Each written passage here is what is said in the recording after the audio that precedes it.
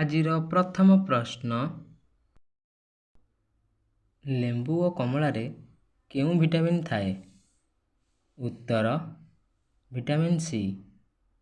ପରବର୍ତ୍ତୀ ପ୍ରଶ୍ନ, ଇଂରାଜୀ ବର୍ଣ୍ଣମାଳାରେ କେତୋଟି ସ୍ୱରବର୍ଣ୍ଣ ଥାଏ? ଉତ୍ତର 5ଟି। ପରବର୍ତ୍ତୀ ପ୍ରଶ୍ନ,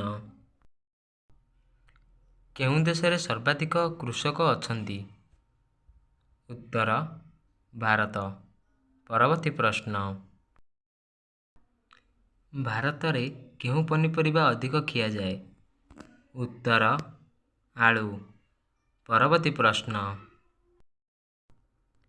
କେଉଁ ଜୀବର ଆଖି ନାହିଁ? ଉତ୍ତର ଜିଆ। ପରବର୍ତ୍ତୀ ପ୍ରଶ୍ନ,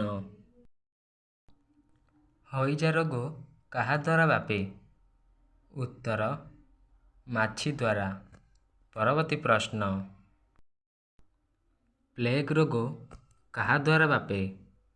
ଉତ୍ତର ମୂଷା ଦ୍ୱାରା। ପରବର୍ତ୍ତୀ ପ୍ରଶ୍ନ, ଆମ ଶରୀରରେ କେତୋଟି ବୃକ୍କ ଥାଏ? ଉତ୍ତର 2ଟି। ପରବର୍ତ୍ତୀ ପ୍ରଶ୍ନ, ବିଶ୍ୱର ସବୁଠୁ ଡେଙ୍ଗା ପଶୁର ନାମ କ'ଣ?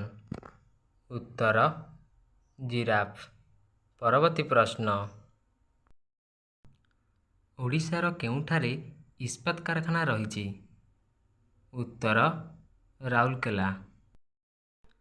ଯଦି ଭିଡ଼ିଓଟି ଆପଣମାନଙ୍କୁ ଭଲ ଲାଗିଛି ତାହେଲେ ଲାଇକ୍, ସେୟାର, ସବସ୍କ୍ରାଇବ୍ କରିବେ। ଜୟ ଜଗନ୍ନାଥ।